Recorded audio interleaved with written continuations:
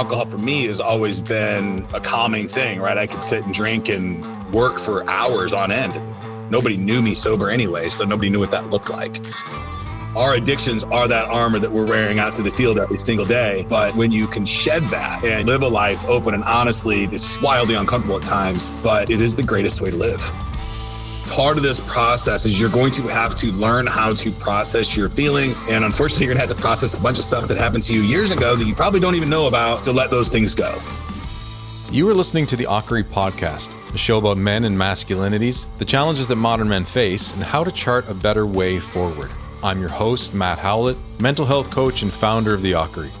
In this episode, I'm speaking with entrepreneur and author Ken Cox. Ken became addicted to alcohol at a young age and was diagnosed with life-threatening liver disease at age 39. Ken shares how and why he became addicted to alcohol, how he ended that addiction, and how he now works with others to help them do the same. If you or someone you know is struggling with behavioral or chemical addiction, I'd encourage you to listen and check out Ken's new book, Reclaim Sobriety, where he shares additional stories from his life and the values that brought him through it. But first, a word from our sponsors. Yeah, that's right. We don't have any sponsors, and that's why the podcast has been somewhat dormant as of late.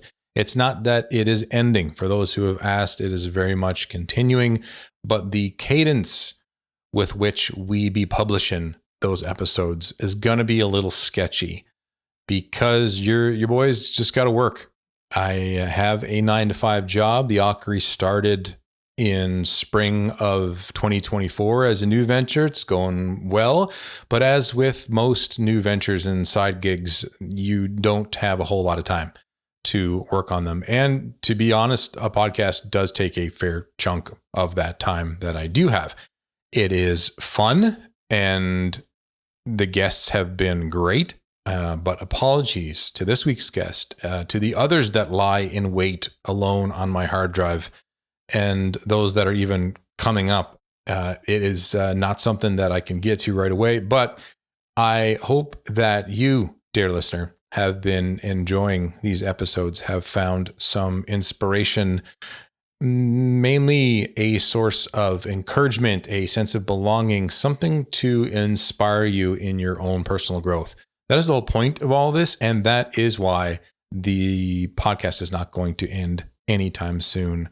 With any luck, we will be able to get to a place where we are putting out at least once every 2 weeks. That would be the goal, and we are working to do that. So that's the state of the Akkeri, State of the Union.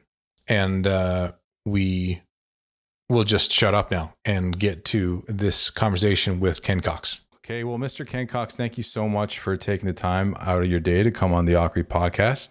Thank you so much for having me. I appreciate it, Matt. If you could just give us an idea of who you are, where are we finding you today, what it is that you do. Awesome. Yeah, so the world has dubbed me an entrepreneur. Not unfortunately, it's a title that I'm gradually accepting. I like to think of myself as a business guy or an owner operator, right? Okay. So the way I look at it is I don't have there's no other path for me but then to work for myself or work for venture capital. That's the path that I chose. It's what I enjoy doing, and it's what I've been doing since the age of 24. So I've been in this game for a while. Entrepreneurship is cooler now than it was 25 years ago. Right. So that's good for me. But moving past that, the businesses that I run mostly is during the day. I run a company called River City Internet Group. We're a data center owner operator in St. Louis, Missouri. I own a company called Box STL, which is a boxing school. It's St. Louis's largest boxing school. Very, very, a lot of that detail is in my book. That's a lot of my recovery story happens inside that gym. So that's a lot of the detail in Reclaim Sobriety talks about that as well. And the data center, it's all kind of intermixed. I'm a father. I've got a beautiful 17-year-old daughter that's going to Webster University this next year. So super excited for that. She's going to TV and film, and I'm a father to a nonverbal autistic 13-year-old boy who is just who has taught me more about patience than anybody on the planet. And my wife is just amazing. She runs our gym. She's there, 5 days a week, managing it, making sure all that stuff is good while I run the data center. And, we like to have as quiet as peaceful time as we can when we get home at night. Yeah. Very cool. So you alluded to the story that, led to Reclaim Sobriety. Tell me a little bit about your background, because you're in Missouri now. So you grew up in Missouri, right? Yeah. Born and raised in St. Louis, Missouri. From the age of like 16 to 24, I traveled pretty extensively all over the country doing different jobs. My first career was in TV and film, just like my daughter's going into. So that was my first kind of corporate America jobs thing that I was taking out of college and high school. So I traveled a lot. My story goes, we can go all the way to the beginning. My mom was in, a homeless shelter for unwed women when I was born, right. Got moved into a bar, met my stepfather. Eventually I ended up getting adopted by him, and that's where my current last name comes from, Cox. I was born Kenny Schneider, and I was Kenny Schneider until I was 13 years old. Okay.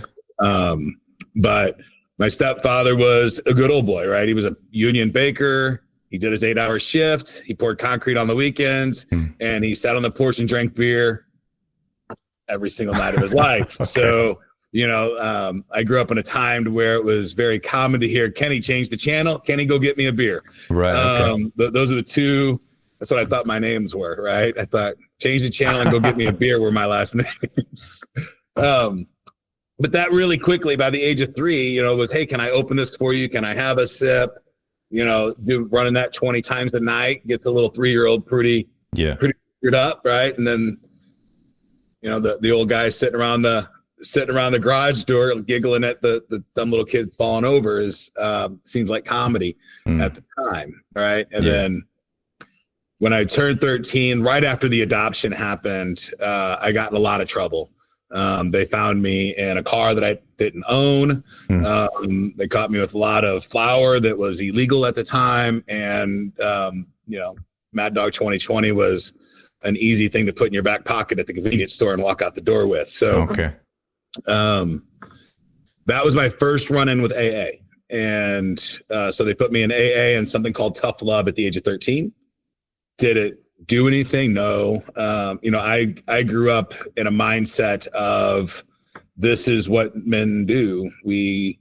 Cops and robbers was a real game growing up for us. Like that was a lifestyle, right? This is what we do. This is what they do. And we live that life. And not until that happened did I start changing my ways. Luckily for me, it did happen, right? And luckily I didn't get locked up. Some of the people that I was with spent the next 5 years in lockup. I was lucky. I was just in the car at the time. So I got 5 years of probation right after that adoption happened. And a lot of counseling, a lot of stuff like that. But alcohol was still something that was promoted and accepted across the board. So, it was kind of some slap on the hands and things like that whenever I would get in trouble, nothing significant. Fast forward, in my career, happy hours, long happy hours, celebrations, sure. Everything under the sun.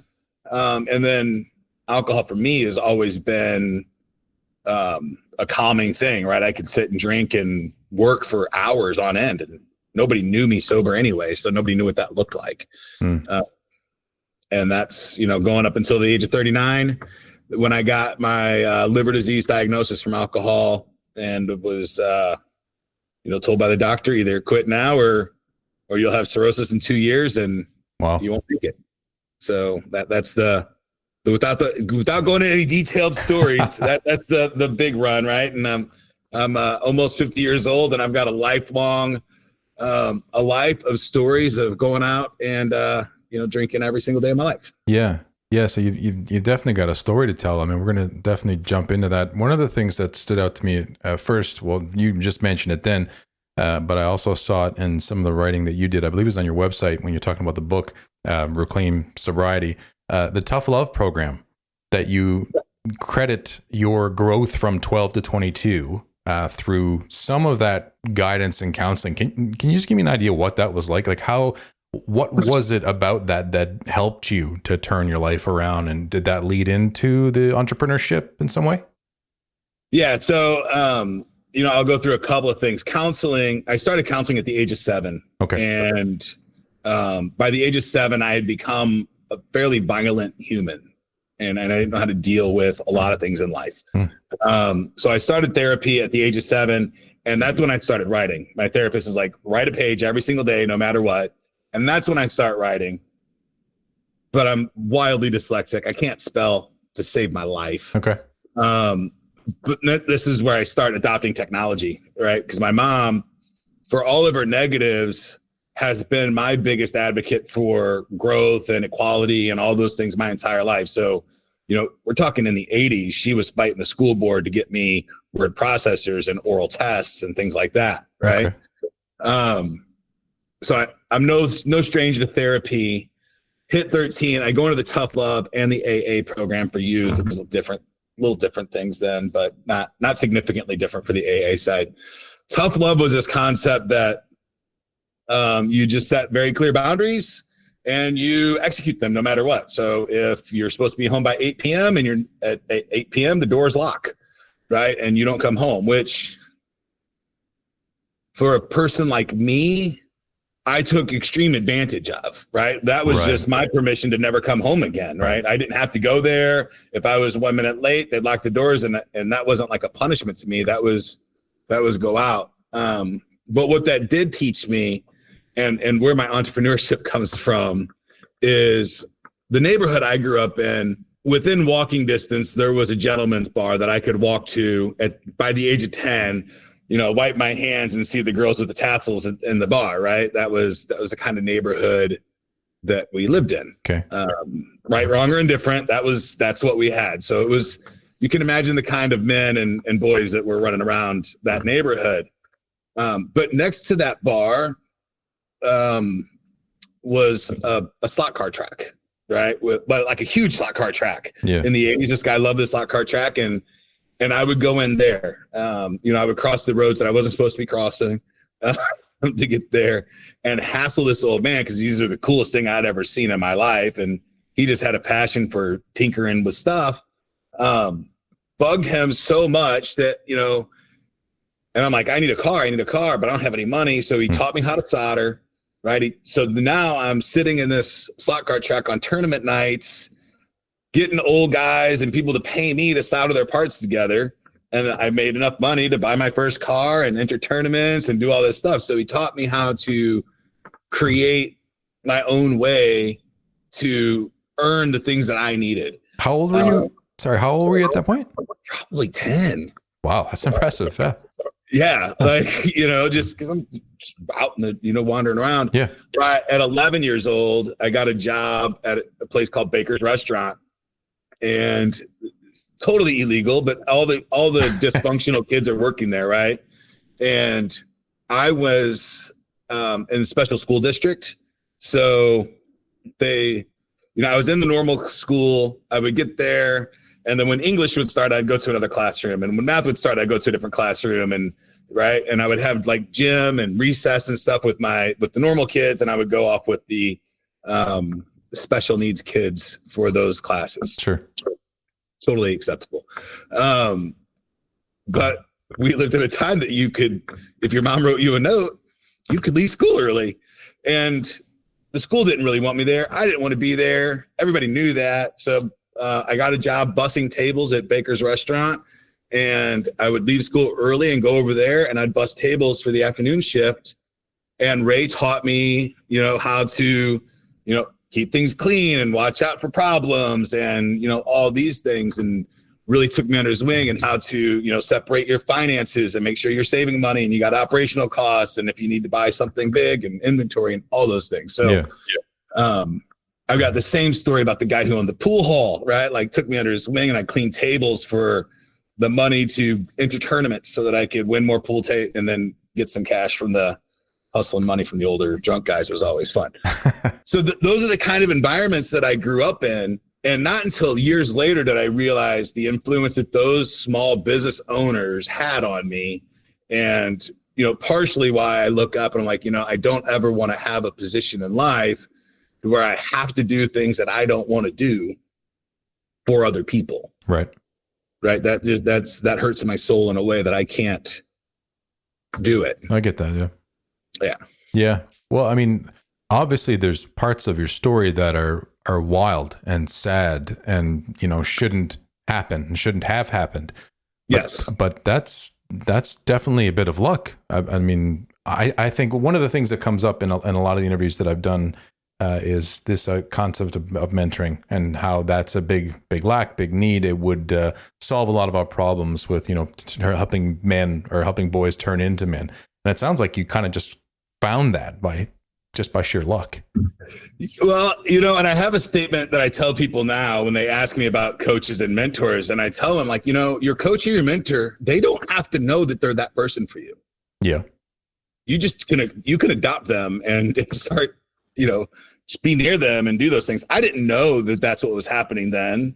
Right. I just wanted to play pool. I just wanted to drive the cars. I just, wanted to get out of school and hang out with other people. So, for me, it was always a means to an end to go and do these things and figure out how to get what I wanted. Little did I know that I end up being with, small and medium-sized business owners. And these guys just took me under their wing. Like it was, probably some of them begrudgingly, but some of them were like, yeah, come on in and we'll show you around. I'll teach you how to do this stuff. Or, I don't like cleaning the pool hall tables. So go ahead and take care of this for me and I'll let you shoot pool for free. Yeah. So that definitely grew into a bit of a desire to do your own thing and maybe a work for myself for the rest of my life kind of desire. Yes. Yeah. Or create my own things, right? Yeah. More so, I think it's more about creating my own things for other people to enjoy, which is challenging to create something and then give it to the world, but it's very satisfying. Yeah. Yeah, no doubt. I've been there myself. That's a great way to look at and describe entrepreneurship. So this was like around, 21, 22, where this that period of change and growth, we'll say, kind of ended, I suppose, at least in the description when I was reading for the book. But you mentioned that I didn't come across this until just recently. You had an accident with an 18-wheeler prior to graduation? Was it a car accident? So I didn't graduate high school until I was 19. Okay. And then I went to this school called Broadcast Center. And it was my final weeks of Broadcast Center. And I was driving home from school that night. And I don't tell this story very frequently. And I was on a road, it was on the highway, and the center lane was closed. Okay. I know the center lane's closed because I drive that every single day. And I just got jammed between two 18-wheelers. And the guy behind me had fallen asleep at 80 miles an hour. He hit me at 10. I was going 10 miles an hour, getting into this kind of shooped little lane, the side lane. And he hit me going about 80. And it was rough for a long time. I fractured my skull, dislocated both shoulders, hyperextended my neck. I fused my bottom 3 vertebrae. Wow. A slew of different issues. At the time, I was still in TV and film, and I was working at a place called the Keel Center in St. Louis. I think now it's the Enterprise Center. I worked for the Jumbotron. I was a camera operator. Lost my camera operator job. Couldn't hold a camera for 18 months. So, which created another opportunity for me in a very short period of time. But my entertainment industry. I started DJing at 16. By 20, I'm my video production company. I sold my video production company by 20 and went to work for them. But I end that entire section of my life at the age of 24 in 1999 when I went into IT. Right. I'd love to hear a little bit more about that, if that's okay with you, that period of time post-accident, because I think not specifically a physical impairment and an accident where you get hurt in some way, but I think a lot of men hit that type of thing in their lives where it's like something pulls everything to a halt. For me, it was when I was going through a period where, I was separated and I was really questioning my beliefs. I grew up in a really religious context and I was a pastor for a while. So that both of those things were very difficult, especially at the same time. And that just like, it really brought me to a place where I didn't really know what to do. I was kind of relearning who I was, what I wanted out of life. What was that experience like for you? Because you stayed in entrepreneurship. It looks like you might even have dove harder into that out after that period. Yeah. So because I couldn't do the things that I knew that I couldn't do what I wanted to do. Right. At the time, I really wanted to be a live action camera operator. Right. That was really what I wanted to do. And I was good at it. But with my shoulders gone, my neck not being right, that was not going to be an option. And those formative years for developing your career in that specific realm are wildly important. So I couldn't do that anymore. On the religious and spiritual side, so if you read the book, I get into this, and I didn't realize until after somebody came back to me and said, "Hey, this is really, really interesting stuff, Ken. Thank you for talking about it." And quite honestly, after I wrote the book, I didn't go back and read the whole thing. So there's some, like, I wanted to put everything out there in a way that was genuine and authentic. Sure. So I spent a lot of nights as a young child begging, if there's a God to take me. If there's a God to take me, right? Please. I did not like this life. I did not want to be on this planet. I thought that everything about life was a punishment. I just did not understand my existence at all. And that accident did not help at all, right? So now I'm strapped to a bed. I'm in a neck brace. Yeah. They've got the little dots on my forehead to drill holes into my skull. I've got brainstem swelling, and I'm in a hospital called St. Anthony's Hospital. And I'm laying strapped to the bed, looking at a crucifix of Jesus, begging him to just end this right now. Because I can't, because at the time, one of my arteries had slipped between two of my vertebrae in my neck when it hyperextended. And they thought that my neck was severed. It wasn't. Thank the universe for my neck not being severed. Yeah.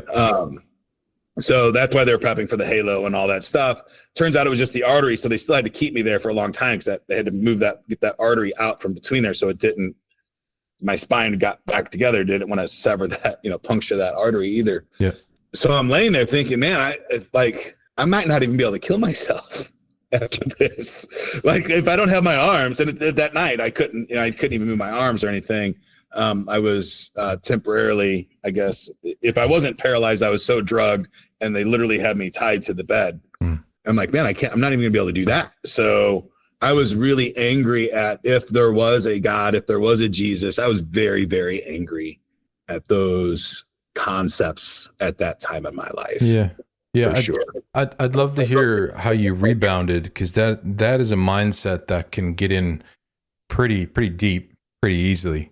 And I've been there. I've had moments like that. I mean, I don't know how much you creep to figure out who this random guy is that's asking to be on his podcast, but like I went through a couple things in life. Lost my mother at 56 to a surprise cancer diagnosis, the separation and eventual divorce.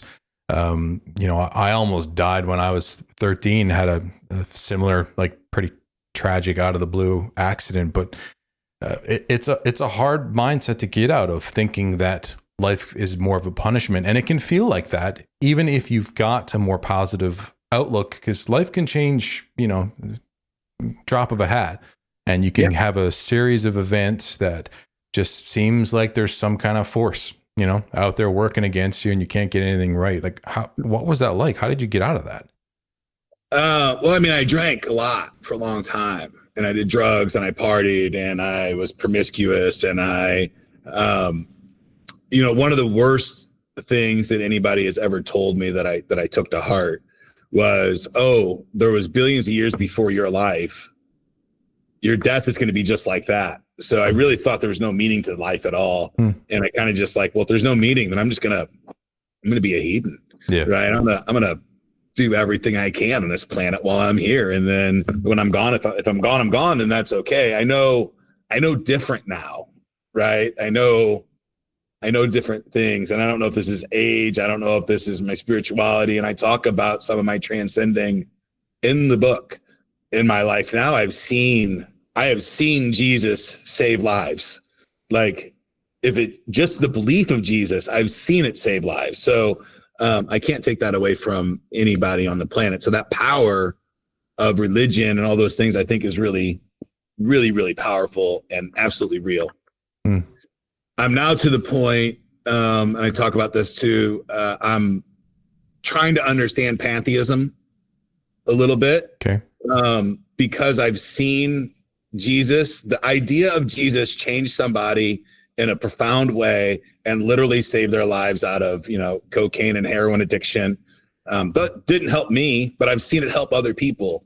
I've seen Buddha change lives. I've seen Muhammad change lives. I've seen Allah keep people on the right path. Right? I've seen all of these things happen, and they're real. They're really, really happening, and that's a beautiful thing. Yeah. Right. And I go more along the lines of everything is always happening, and we have existence is existence, and we have always existed, and we will always exist. And that voice in your head has been here for eternity, and time is just an illusion that man has created. I'm reading an interesting book right now about time that one of my guests suggested. 4,000 Weeks. Just started. I can't think of the author's name right now, but it's about letting go to an extent of our concept of time, because we get so caught up in hustle culture, trying to get so many things done that we focus on getting all these things done. And we actually think that we can, you know what I mean? If I can just make more time or make better use of my time, you know what I mean? I'm liking the idea of letting go to an extent, because in the end, if you have an acceptance, I suppose, of what can get done and accept the fact that some things won't get done. Yeah. So I've got a couple of quotes, and I heard this one literally last night, and I don't know the lady's name, but she said, humans are an interesting species. They're the only ones in the universe that have found a way to measure something that doesn't exist. Sure. And that's time. Right. The other one that I really love is Bashir. And, he says that as long as you're acting on your most passionate desires at all times with no expectations of the results, that's really the only thing you have to do in this life to be happy. And the time also does not exist in that.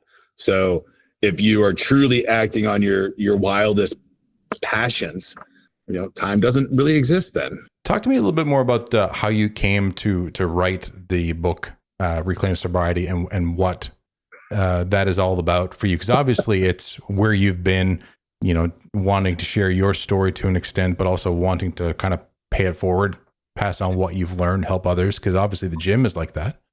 Yes. So I did not want to write the book. I tried not to write it, but it kept coming out. Right. So, and the gym really where the book comes from is when I got my liver disease diagnosis. I moved my addiction from alcohol to Xanax, which was another whole bad thing. But during that time, the doctor's like, you got to exercise. I hate exercise. I don't want to do it. I hate it. But I like fighting, or I liked fighting. I'm a little indifferent at the moment. And I told my wife, I'm like, I need to find a boxing gym somewhere just to try it. Right. I'd never found a boxing gym before. And I found a couple, and I'd go, and none of them were quite the right fit for me. And I found one that I really, really enjoyed. It was just a heavy bag class, right? So go in, you hit the heavy bag, the instructor yells at you. And I got home that night, and I told my wife, if I can do that, and I did not do it for the full hour, right? I failed. I did not get a full hour in. At the time, I was very, very sick. I was jaundice. I was about 300 pounds roughly, very, very sick man. And I said, if I can do that for an hour a day, I can do anything. Like nothing in the world is going to stop me. And so I start going to this gym every day, right? And getting a little bit better, getting a little bit better, getting a little bit better. And I'm noticing that bathrooms aren't quite cleaned all the time. They're out of inventory quite often. The kids are kind of running the place. There's doesn't seem to have any adult supervision at all. And I started asking questions, and they're like, oh yeah, the owner's got some problems and he got pulled away. So I got in contact with the owner. I'm like, what are you doing with this place? He's like, man, I really don't know. My wife got sick, so I got to keep my corporate job to pay for her insurance. So the thing's just kind of dwindling and burning cash. So I said, why don't you give it to me? Let me have it and run with it. He didn't. But we worked out a really great deal to move forward. And I took over the gym and quite frankly, got it to break even. And then it was just a place that I could go and exercise every day. Right. So I secured my position I have this thing that I really love and I get to go there every day and it's not costing me any money and it's giving a couple people jobs. Win-win for everybody. Right. But even a break-even business isn't a good business because something breaks and now I got to pull money out for 401k and all this other stuff. So what I wanted to do then, after I was getting healthier and healthier, was create a boxing school for men my age going through stuff that I went through. That's what I wanted to do. I thought it was a great idea. I'm like, well, this was here for me and let this be here for other people. Well, men my age, most that have never boxed, it's a bad business plan. They get one black eye or a broken nose or, and they go home and they're a little beat up and their wife's like, you're not doing that anymore. Right. So it was this constant churning of get the client in, they're here for a couple weeks, couple months, maybe, and then leave. But these kids are showing up at my door and I'm like, I've always loved kids. I've liked working with them and stuff, but I didn't know how. And I sure as hell didn't know how to teach them how to box, right? I'm not that good of a boxer. I'm a great fundamental trainer. But I'm a 2-1 boxer, right? Is my record career. So I've won 2 fights and I've lost 1. So it's not like I'm qualified to teach these kids, but the business wasn't doing great. And I've got all these kids coming to the door. So I'm like, screw it, just show up on a Saturday and let's figure out what happened. Changed my life almost instantly when these kids were coming to me and I saw them gaining confidence, losing weight, getting fit, changing their mindset. And I had one of the kids' moms come to me and said, this boy has been coming here for a while and his doctor asked me what changed. And the doctor started sending me kids. So doctors are prescribing me. I'm like, this is so bizarre. That's a good referral program. Yeah. Thing that's happening. And so I start going to schools, right? I get my USA boxing certificate. I get my coaching certificate. I do all that stuff. So I start going through life coaching programs and flow coaching programs. I'm trying to learn everything I can to help these kids do the things that they want to do. Probably should have did that early in my career as a manager anyway, but this is a different case, right? These kids are going to they're telling me they want to compete. And I know that that's one of the more challenging things on the planet to do is to step into a ring for a fight in front of thousands of people screaming, some of them are for you, some of them are against you, at least half are against you and half are for you, but you're going to win or lose. And if you lose, it's probably going to be embarrassing. So I had to figure out how to do that. One of the things that I did was come up with these core values. I did a whole bunch of stuff, but the core values are really important. And we read them every single day. And I started writing the book about those core values and about these kids and how they've transformed and all those things. But my story kept leaking in. And my editor's like, this is confusing. I don't know what I'm reading. It's got to be either all about boxing or all about the liquor. And I'm like, well, I want it to be all of it. Right? I wanted to write this bigger kind of encompassing story, right? But it wasn't flowing well. So I finally just gave in to the editors and I'm like, okay, let's just commit to this topic and see what comes out. And I wrote it and I read it and I'm like, this is good. This is probably you're surprised. I never say this about my work, right? And sure. 99% of my work I do and I never look at again. Right. It's gone. It's out of my head. It's there. And probably it's incoherent to most of the planet. But, I was working on this thing specifically for this and it was good. So we did it. Still not perfect, but it's where it's at. And I think it's a really great tool set for people that have tried programs and they found gaps for themselves. I'm hoping that it can fill some gaps or rephrase some things in different ways for people that they can maybe accept it a little differently than they've been presented them in the past, right? Yeah. So that's really what it is. It's structured as the weigh-ins is chapter 1, taking mental, about ourselves. And then we got the 12 rounds of the chapters, right? And then the press conference at the end. So, you get to tell everybody all about your stuff. I did my best to correlate the 12 steps to AA, which I love the program. There's some gaps in it for me, and I'm assuming there's gaps in it for other people, that I try to associate as many of those steps to my 12 core values as possible and kind of have fun that way. Each chapter, each round is a personal story, a tool on how I used it to get through that personal story, associating with those core values. The 12 steps from AA, a lot of smart recovery stuff. Smart recovery has been it's been my community through a lot of this, and a lot of recovery dharma thought process in there too. So that's, the resources that I use, the tools across the board that I found to help me get on the other side of this thing. So hopefully it's a shortcut for somebody else. Yeah. What's your favorite story? You said each chapter is a story and tool. What's the favorite combination? Oh boy. Wow. I have not been asked that question, nor have I considered it. Okay.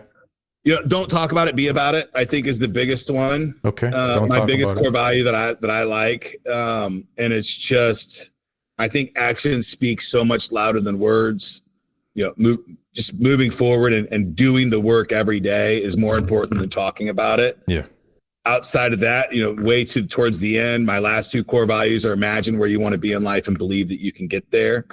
I have a fundamental belief that if I stand up one day a week, one day a month, or one day every day, and I stand up and I exclaim to the world, my name is Ken and I'm an alcoholic, that I will be an alcoholic for the rest of my life. Every time I say that, I'm reaffirming those things in my head. And that's the one thing the biggest thing that I don't like about AA, and why I say reclaim sobriety, sobriety gladiators, because you just have to identify as something different than an alcoholic or an addict. And I understand you have to do that if you don't recognize you have a problem.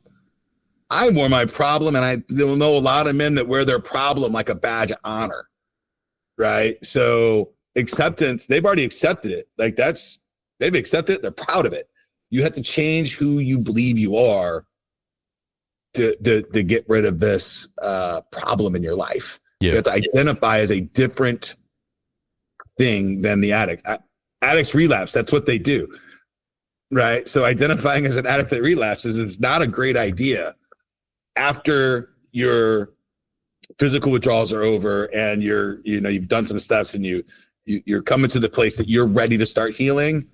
That's where you're at. And then I guess it's important to say that when I started writing the book, I was just at the end of my recovery from PAWS, which is post-acute withdrawal syndrome, which is where I think this book helps the most. Right. If you're in that world, post 1 month to 1 year of sobriety, but you're not happy, you can't figure stuff out. I think that's I think the book helps anybody on the planet that's going through anything. But that special spot of post-acute withdrawal syndrome and being lost and like, man, my drinking was the problem. I have not drank in 6 months, but my life is not still a joyous place to be. I'm still mad. I'm still angry. Right. All of those things. Right. So, finding a way to readjust from letting go of the vice. Is that accurate or? Letting go. To me, it was my best friend. It was my pastor. It was my doctor. It was my savior. It was my parent. It was everything to me. And I had to not do that. I didn't have that in my life anymore. So to me, it was, I've only lost, I've never had a biological father. I found out a couple years ago that he passed away. I lost my stepfather at 22 years old. I thank the Lord I've not lost my mother yet, but I will at some point. And I've never experienced something as dramatic as losing that part of my life. I literally had to change everything, who I was as a human, who I saw myself as, and get past that. Before I could literally live a day of just from waking up to going to bed and not having any negative effects from my addiction. Right. For people who are in that period of life, pause, what is a realistic expectation, you think, for finding like a sense of firm foundation, for finding a new mindset, or even just days where you wake up and you're starting to feel somewhat different and it persists? You know what I mean? What is a realistic expectation for that person? So my favorite resource for that, now my book, Reclaim Sobriety, is going to be a great resource for that. But I think part of my awakening and understanding of a lot of this would be The Body Keeps the Score. It's a great book. Yeah. And understanding that you're really avoiding your addiction is avoiding something else. Right. And part of this process is you're going to have to learn how to process your feelings, process everything that happens to you. And unfortunately, you're going to have to process a bunch of stuff that happened to you years ago that you probably don't even know about throughout this process to let those things go. Right. I dive deep into EMDR for this. On Reclaim Sobriety, we have a resource for EMDR if somebody wants to learn more about it.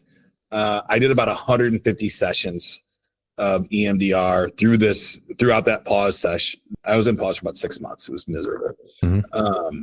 However, I'd been in pause multiple times prior and didn't know it. Right. And that was always my screw it, relapse. And I didn't relapse like the bad relapse stories. I just gave up on being sober and started drinking again. Right. I was just like, oh, nope, I'm an alcoholic. This is what I do. And I would have a couple of beers at dinner one night, and the next night I would grab a 6-pack on the way home, and it was just like back off to the races again. Right. Give me an idea of what your life is like now, pre and post, because obviously it took you've got that first 20 years where you were going through a lot of different experiences, a lot of hard experiences. Probably didn't even realize at the time because, you were young, you were a child, lots of things that were happening that you didn't necessarily understand them. But now looking back, like, what does life look like now for you? You've got 2 kids and a wife, successful businesses, book released. Like, how has the mindset shifted? Yeah, so it totally night and day difference. I'm proud of the things that I'm putting out now. I can put out more product than I've had in the past. I no longer prioritize finance over the things that I'm doing on a daily basis. And that has been, although challenging at times, has been a huge change in my life. My relationships with everybody I deal with is better or just doesn't exist any longer, right? Creating boundaries is challenging. But once you get there and you've done those things and, the toxic people are either out of your life or at bay, days are just filled with, what am I going to work on today? What the kind of cool thing am I going to get to do today? Right. You very much figured out what your passions are and you're following them. Yeah, I can't describe the feeling of, if you've ever felt hopelessness, everybody can describe that, right? It's like being under bricks and rocks, right? Like you can't get anywhere, you can't move. And then now it's almost like, man, there's nothing that I can't do, right? I've Reclaimed Sobriety came out today, doing shows like this and all kinds of other shows on a pretty regular basis. And just having, for 49 years old, I'm gonna be 50 next year, I'm having just the time of my freaking life, man. It's just a whole lot of fun. And, I'm doing it at a pretty good rate. I enjoy the hell out of life, man. I realize that this is a gift. Yeah. That is a rare gift. There's nothing that I can imagine that I want to try to do that I can't at least make that attempt. Right. Before we end this and close this up, I just want to hear something super practical. Like, what your day-to-day, even like a weekly routine, what is it that like you find the most beneficial of keeping you on that path, keeping you positive, keeping you focused on what matters? Living in the moment is the trick, right? That's hard to do. So breathing exercises are huge. Exercise, whatever you do to exercise, doesn't matter. Doesn't matter if it's walking, doesn't matter if it's running, doesn't matter if it's boxing or jujitsu. Finding something that you get to do physical on a daily basis with no tech, right? Phones in a locker for that hour, get away from all of those things and try to be in that moment. meditation and breath work are huge for that. Not everybody can meditate very well. If you can't and you can afford it, I highly recommend the Muse headset. It's about $300 on Amazon. And it's a headset that helps train you how to meditate. And it's never heard of it. Because I had the same problem, right? I hear all the time, I don't know how to meditate, blah, blah, blah.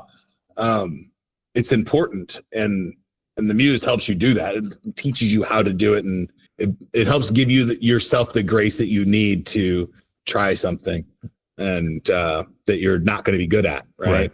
You're not going to be good at meditating for years, probably, right? Okay. But if you keep trying and you get better, those are the big ones. Like, the easy one, the easiest thing that a person can do to help start changing their lives if they're stuck in that "my life is a punishment" world is every single morning when you wake up, look at yourself in the mirror and say, "I love and respect you."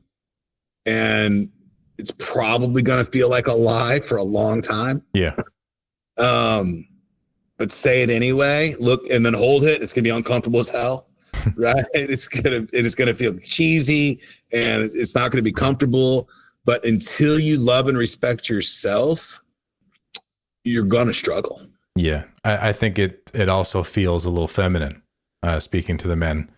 You know what I mean? To look yourself in the mirror and try to because I think, well, at least in my experience, to an extent, it felt kind of like you're coddling yourself. You're just trying to have sympathy for yourself, but that's not really it at all. It's more about mindset. It's more about belief. It's more about, taking care of yourself.